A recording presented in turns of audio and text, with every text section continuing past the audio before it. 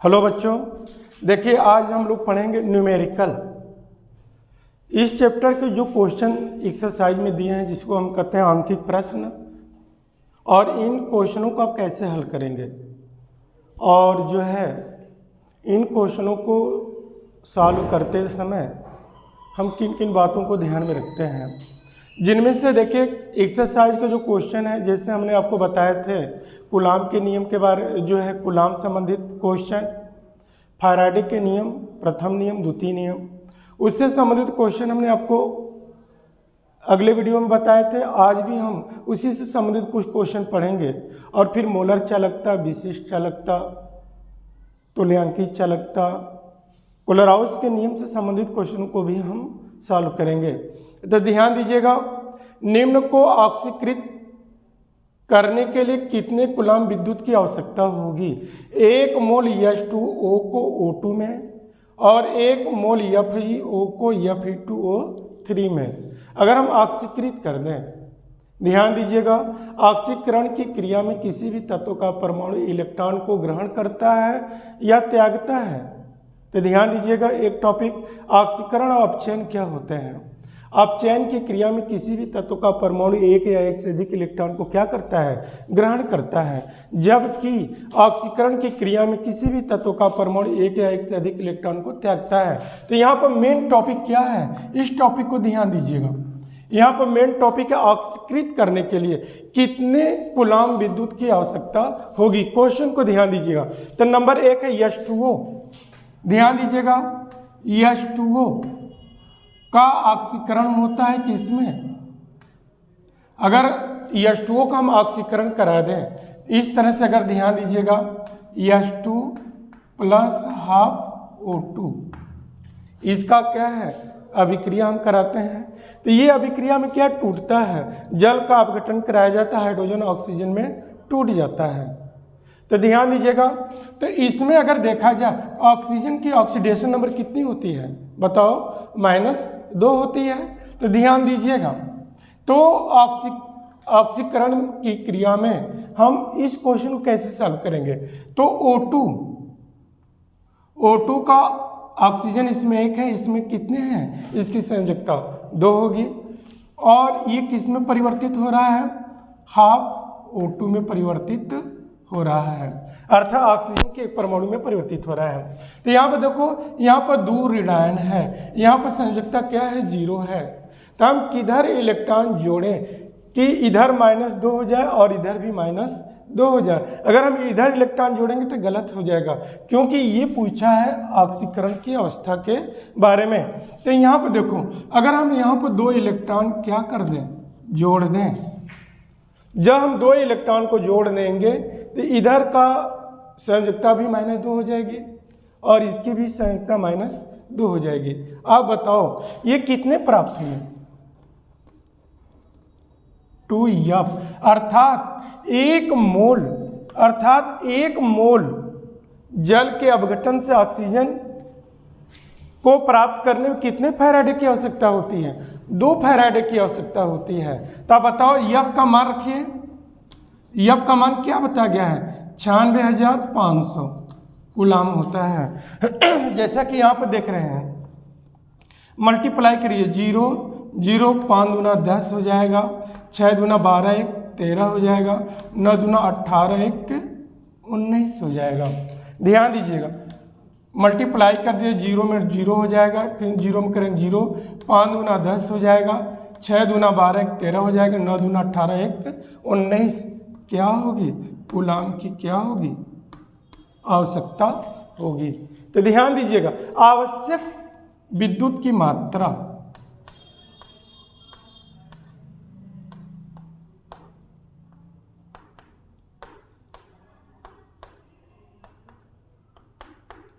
एक मोल से ऑक्सीजन प्राप्त करने में कितने कूलाम की आवश्यकता होगी या कितने विद्युत की आवश्यकता होगी? तो पता चलेगा 1 मोल का जल अपघटन कराने पर जो ऑक्सीजन गैस प्राप्त होते हैं, उस ऑक्सीजन गैस को प्राप्त करने के लिए 2 फैराडे की आवश्यकता होती है। यहाँ पर फैराडे का हमने मान रख दिया। जब फैराडे का जब मान रख दिए तो उसके मान रखने पर गुणा करने पर ये कूलाम प्राप्त हुआ, अर्थात इतने विद्युत कूलाम की क्या होगी, आवश्यकता होगी। सेम टू सेम इस वाले क्वेश्चन को भी देखो। 1 मोल से क्या प्राप्त हो रहा है, Fe2O3 प्राप्त हो रहा है। तो इसको कैसे सॉल्व करोगे, थोड़ा ध्यान दीजिएगा। तो यहाँ पे दिखाएंगे FeO से हम क्या प्राप्त करते हैं, ध्यान दीजिएगा, Fe2O3 अगर हम इससे प्राप्त करते हैं तब बताओ इसको बैलेंस करने के लिए क्या कर सकते हैं। 2 से 2 कटेगा तो 1 Fe हो जाएगा। यहाँ पर क्या है, 3 ऑक्सीजन में से 2 कटेगा तो 1 ऑक्सीजन बचेगा, इधर भी 1 ऑक्सीजन बचा। अब बताओ यहाँ पर Fe के कितने ऑक्सीडेशन है बताइए। अगर इसका देखा जाए तो इसके -2 होंगे, इसके कितने होंगे, +2 हो जाएंगे। अर्थात ध्यान दीजिएगा Fe पर कितने हो जाएंगे, +2। यहाँ पर Fe पर इसकी संयोजकता कितनी होगी, +3। यहाँ पर +2 संयोजकता है, यहाँ पर +3 संयोजकता है। बैलेंस को इनके जो है बैलेंसी को बैलेंस कीजिए या संयोजकता को बैलेंस कीजिए तो कितना जोड़ेंगे इलेक्ट्रॉन। अगर 1 इलेक्ट्रॉन इधर जोड़ेंगे तो कैंसिल हो जाएगा, अगर 1 इलेक्ट्रॉन इधर जोड़ेंगे तो 1 कैंसिल होगा, तो 2 धनायन होगा।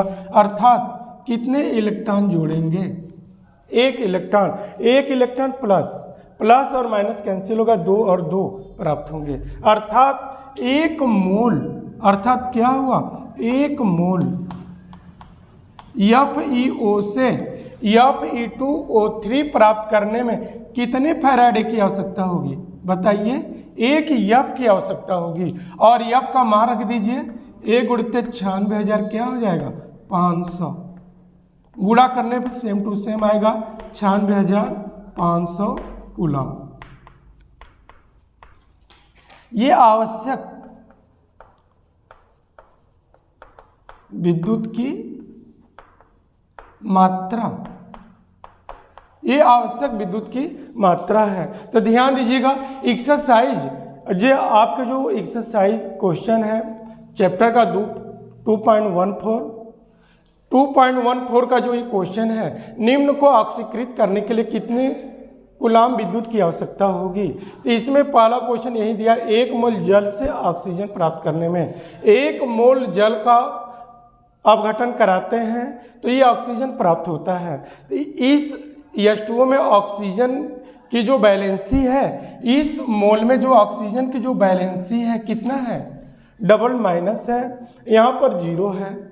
माइनस को बैलेंस करने के लिए इधर 2 इलेक्ट्रॉन जोड़ दिए, तो जितने इलेक्ट्रॉन होते हैं उतने फैराडे होते हैं। अर्थात H2O के 1 मोल से ऑक्सीजन प्राप्त होने में 2 फैराडे की आवश्यकता होती है। हमने यहाँ पर फैराडे का मान रख दिया, इतनी ऊष्मा की इतने विद्युत कूलाम की क्या होगी, आवश्यकता होगी। सेम टू सेम इसमें भी हमने वही टॉपिक दिया। FeO को Fe2O3 में क्या किया जाए, ऑक्सीकृत किया जाए तो हमारे क्या मान प्राप्त होते हैं। Fe के 1 मोल का अपघटन करा दीजिए, दे रहा है जी, तो पता चलेगा इसको हमने अपघटन कराया तो Fe2O3 में परिवर्तित होगा। जब इसको बैलेंस करने का कार्य किया तो 2 का डिवाइड किया, 2 से 2 कटा, 1 F बचा, 2 ऑक्सीजन कैंसिल होंगे, 1 ऑक्सीजन बचा, 1 इधर बचा। लेकिन इसमें अगर देखा जाए तो Fe पर क्या है, डबल प्लस संयोजकता है और यहाँ पर Fe पर कितनी संयोजकता है, +3 है। तो इन संयोजकताओं को बैलेंस करने के लिए हमने इलेक्ट्रॉन को यहाँ पर ऐड किया, तो ये माइनस प्लस कैंसिल हुआ, +2 प्राप्त हुए और +2 प्राप्त हुए, अर्थात E बराबर 1 तो 1 F, अर्थात 1 मोल FeO के या को ऑक्सीकृत करने पर Fe2O3 में ऑक्सीकृत किया जाएगा तो कितने कूलाम विद्युत की आवश्यकता होगी, पता चलेगा 96,500 कूलाम विद्युत की आवश्यकता होगी। इसी तरह हम अगला क्वेश्चन देखिए, अगला क्वेश्चन क्या है, इसको थोड़ा सा ध्यान, चलो देखते हैं। क्वेश्चन 2.9 एक्सरसाइज का 2.9 क्वेश्चन है, इसको ध्यान से देखिए।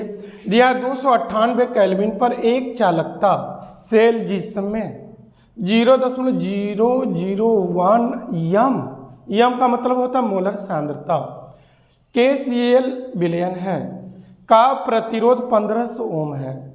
यदि 0.01 यम KCl की चालकता 298 केल्विन पर 0.146 × 10⁻³ सीमेंस प्रति सेमी हो तो सेल स्थिरांक क्या होगा। देखिए ये यूनिट क्या बता रहा है, इस यूनिट को देखो, ये यूनिट किसको व्यक्त कर रहा है, विशिष्ट चालकता को व्यक्त कर रहा है। थोड़ा ध्यान से समझने का प्रयास कीजिए, ये यूनिट किसको व्यक्त कर रहा है, विशिष्ट चालकता को व्यक्त कर रहा है। और ये यूनिट किसको व्यक्त कर रहा है बताओ, 0.01 यम KCl किसको व्यक्त कर रहा है, चालकता को व्यक्त कर रहा है, मोलर चालकता को व्यक्त कर रहा है, या कह सकते हैं चालकता को व्यक्त कर रहा है। ऐसे स्थिति में आप देख रहे हैं जी, यहाँ पर KCl, यहाँ पर 0.01 यम KCl की चालकता 298 केल्विन पर इतना दिया है, जबकि इसका प्रतिरोध कितना दिया है, 1500 ओम दिया है। इसका अगर प्रतिरोध देखा जाए तो 1500 ओम है। तो इस क्वेश्चन में हम क्या पढ़ रहे हैं, यहाँ पर 2 टॉपिक दिया है। इसका अगर बायोडाटा बनाया जाए तो ध्यान दीजिएगा, इसके बायोडाटा को ध्यान दीजिएगा। R कितना दिया है, 1500 ओम दिया है। प्रतिरोध कितना दिया है, 1500 ओम दिया है। तो चालकता बराबर क्या होता है, चालकता C क्या होता है, 1/R होता है, जैसा कि आप पढ़ चुके हैं। तो R का मान कितना दिया है बताइए, 1/1500। क्लियर। अब इसको हम कह सकते हैं प्रति ओम। चालकता का मान मालूम हो गया, 1/1500 प्रति ओम। विशिष्ट चालकता कितना दिया है, विशिष्ट चालकता कितना दिया है, विशिष्ट चालकता 0.146 × 10⁻³ सीमेंस प्रति सेमी, ये मान दिया है।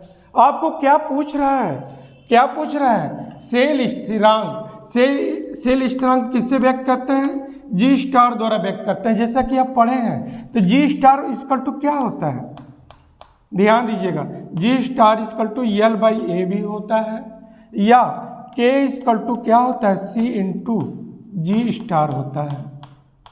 इसके 2 फार्मूला होते हैं, एक फार्मूला ये होता है और एक फार्मूला ये होता है। लेकिन क्वेश्चन लगाते समय K का मान भी दिया है, C का मान भी दिया है, G स्टार का मान पूछ रहा है। अर्थात हम इस फार्मूला का प्रयोग करेंगे। अर्थात क्या दिखाओगे, K C × G स्टार।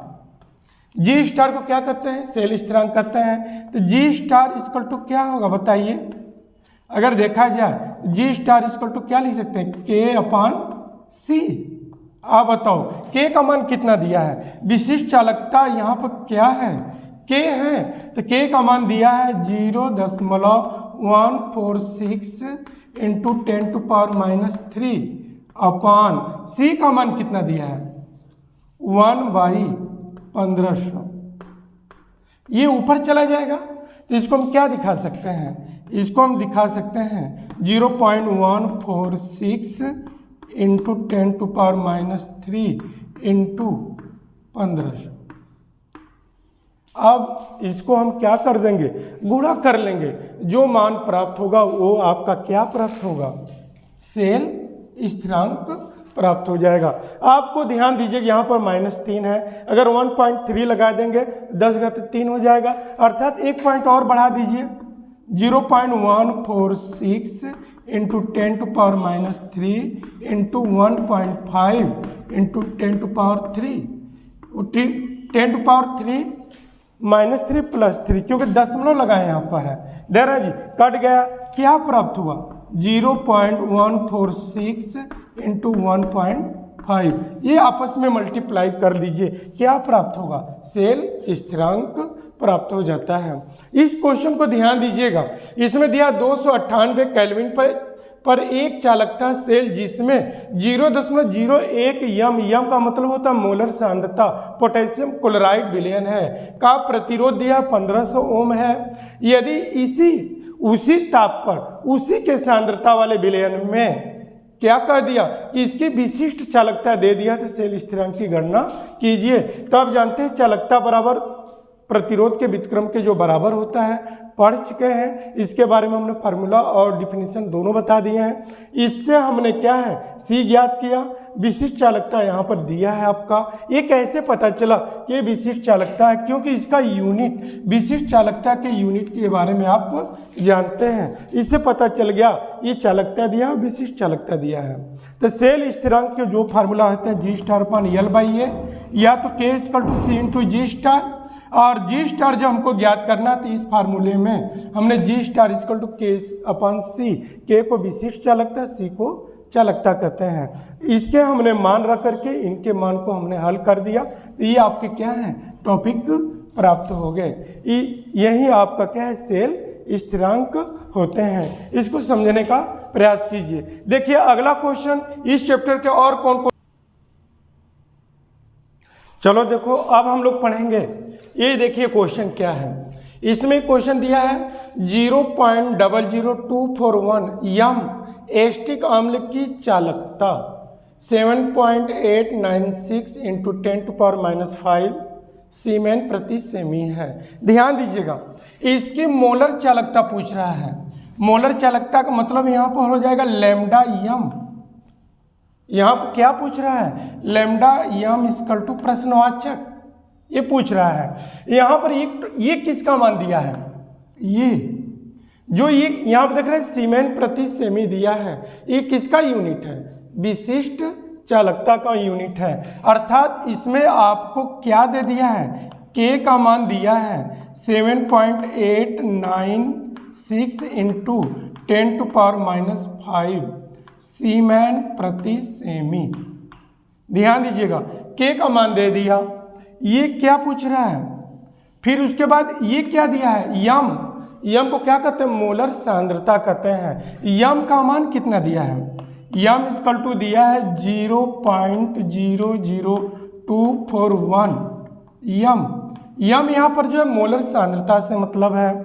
और यहाँ पर लैम्डा यम क्या है पूछ रहा है, अर्थात इसकी मोलर चालकता क्या होगी। आप बताओ, एक फार्मूला क्या जानते हैं आप, लैम्डा यम = क्या होता है, K × 1000/यम।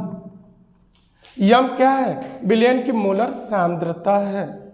विलयन की मोलर सांद्रता याद रखिएगा, ये यम जो होते हैं क्या है, मोलर सांद्रता दिया है। ये विलयन की जो मोलर सांद्रता है यम है। तो इस फार्मूला में हमको क्या क्या दिया है, K का मान दिया है जैसा कि ये देख रहे हैं, यम का मान दिया है जैसा कि यहाँ पे याद देख रहे हैं, लैम्डा यम पूछ रहा है। तो इस फार्मूला में मान रखिए, तो लैम्डा यम को क्या कहते हैं, अभी बताया गया, लैम्डा यम को क्या कहेंगे, मोलर सांद्रता कहते हैं। तो लैम्डा यम = K का मान कितना दिया है, 7.896 × 10⁻⁵ × 1000 क्या लिखोगे, यम का मान कितना दिया है, 0.00241 दिया है। आप बताओ इसको हम कैसे ज्ञात करेंगे बताइए। तो इसको हम ज्ञात करेंगे लैम्डा यम, इसको दिखाएंगे 7.896 × 10⁻⁵ × 1000 को हम कितना दिखा सकते हैं, 10⁻³ दिखा सकते हैं। अब देखिए यहाँ पे देखो नीचे, इसको क्या 2 पॉइंट से हटाइए, 2.41 कितने अंक पर दशमलव हट रहा है, 1 2 3, अर्थात 10 के पावर कितना हो जाएगा, -3 हो जाएगा।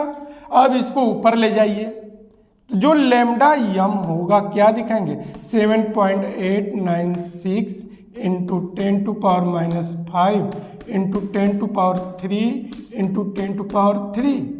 10⁻³ क्या दिखाओगे, 2.41 1। अब बताओ 3 3 6 पॉजिटिव है, 3 3 6 में से निगेटिव घट गया, कितना बचेगा 7.896 इंटू 10⁻1 अपॉन 2.41। अब इसी को क्या कर दीजिए, आप इसी को हल कर दीजिए, जो आएगा वही आपका आंसर होगा। ये आपके विलयन की मोलर चालकता है। क्लियर हो गया। किसी विद्युत अपघट विलयन की जो मोलर एस्टिक अम्ल है, यहाँ पर एस्टिक अम्ल है, एस्टिक अम्ल का सूत्र क्या होता है CH3COOH, ये एस्टिक अम्ल है। 0.00241 यम का मतलब होता है मोलर सांद्रता से मतलब होता है एस्टिक अम्ल की जो चालकता। ये जो यूनिट है, इस यूनिट से हमको पता चल रहा है कि ये विशिष्ट चालकता दिया है और ये विलयन की मोलर चालकता दिया है, और विलयन की क्या है मोलर चालकता पूछ रहा है दरा जी। तो मोलर सांद्रता विशिष्ट चालकता दिया है, तो मोलर चालकता हम ज्ञात कर सकते हैं, अर्थात लैम्डा यम इक्वल टू के इंटू 1000 अपॉन यम।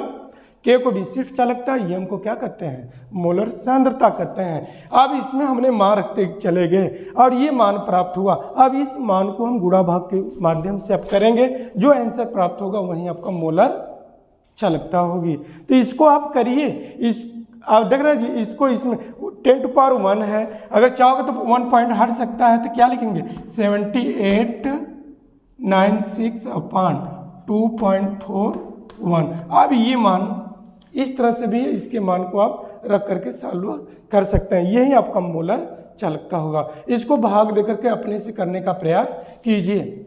आगे का टॉपिक देखिए, जो अगला क्वेश्चन है आपका, चलिए अगला क्वेश्चन देखिए। कॉपर सल्फेट के विलयन को 1.5 एम्पियर की धारा से 10 मिनट तक वैद्युत अवघटित किया गया।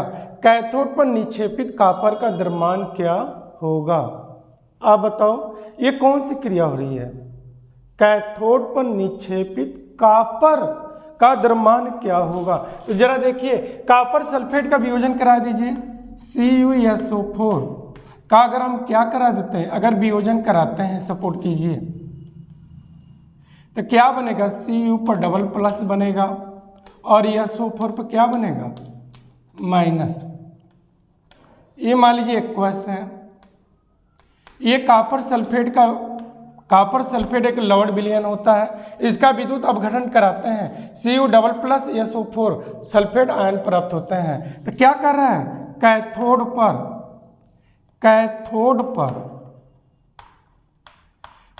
पर कौन सी क्रिया होगी, Cu डबल प्लस एरो किस में निक्षेपित हो रहा है, कॉपर में निक्षेपित हो रहा है। ये एक्वस है, ये क्या है सॉलिड के रूप में प्राप्त हो रहा है। आप बताइए, यहाँ पर इसकी संयुक्ता 0 है, यहाँ पर इसकी संयुक्ता +2 है, तो कितने इलेक्ट्रॉन जोड़ेंगे तो क्या है इसकी संयुक्ता बराबर हो जाए, तो यहाँ पर कितने इलेक्ट्रॉन जोड़ सकते हैं 2 इलेक्ट्रॉन।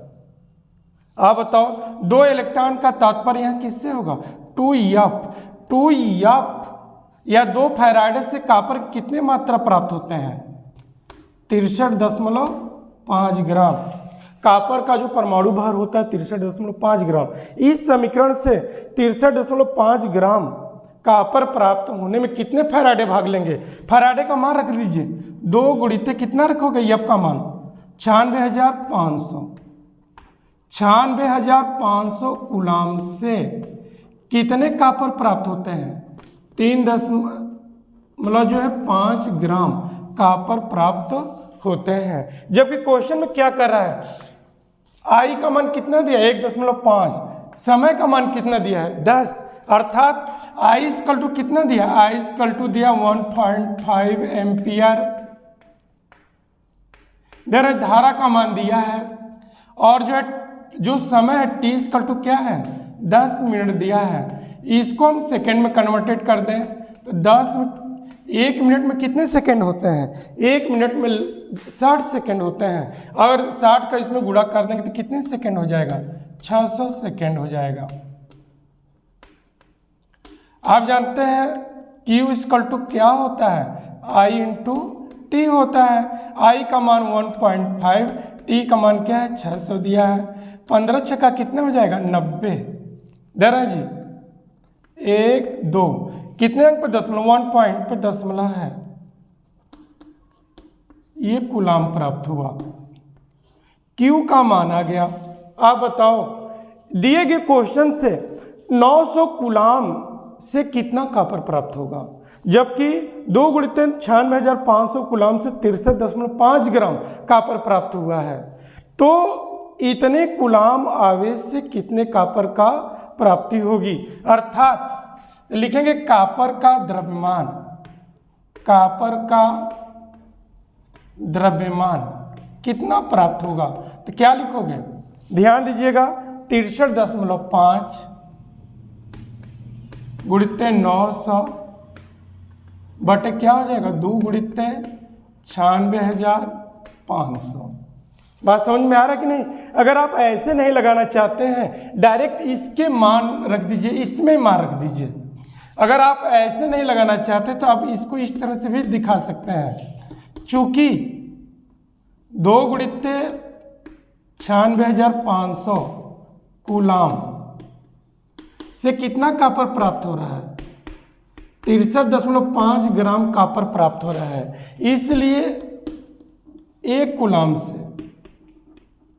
ध्यान दीजिए, इसलिए क्या है 1 कूलाम से कितना प्राप्त होगा, तो क्या दिखा देंगे 63.5 बटे क्या लिखेंगे 2 गुणित 96,500। इसलिए कितना कूलाम आया है बताइए, इसलिए कितने कूलाम आए हैं यहाँ पर 900 कूलाम आए हैं।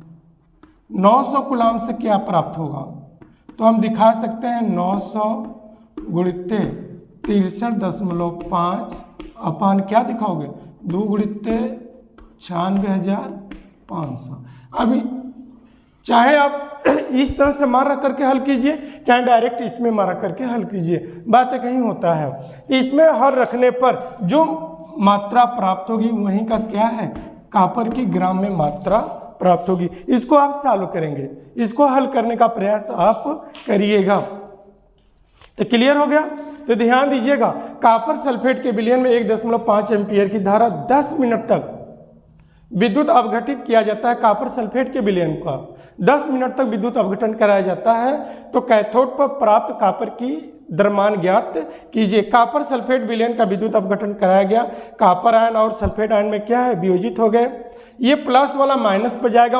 आज जानते हैं कैथोड पर कौन सी क्रिया हो रही है, ऑक्सीकरण की अपचयन। इलेक्ट्रॉन को रिसीव कर रहा है, इसलिए कौन सी क्रिया हो रही है, अपचयन क्रिया हो रही है। मतलब 2 इलेक्ट्रॉन मीन्स 2F, 2 फैराडे की आवश्यकता होती है 63.5 ग्राम कॉपर प्राप्त करने में, अर्थात फैराडे का मान रख दिए तो कूलाम प्राप्त हुआ। इतने कूलाम से 63.5 ग्राम कॉपर प्राप्त होते हैं। तो यहाँ पर कितनी कूलाम विद्युत आवेश प्रवाहित किया गया, कितनी कूलाम विद्युत प्रवाहित किया गया, तो 900 कूलाम विद्युत आवेश प्रवाहित होने में कितने कॉपर की आवश्यकता होगी। इस पॉइंट को हमने यहाँ पर आपको बताया है। तो इसको आप हल कर लीजिएगा। इसी तरह और इम्पोर्टेंट जो क्वेश्चन है इसको हम बताने का प्रयास करेंगे, इसको आप हल कर लीजिएगा। जय हिंद।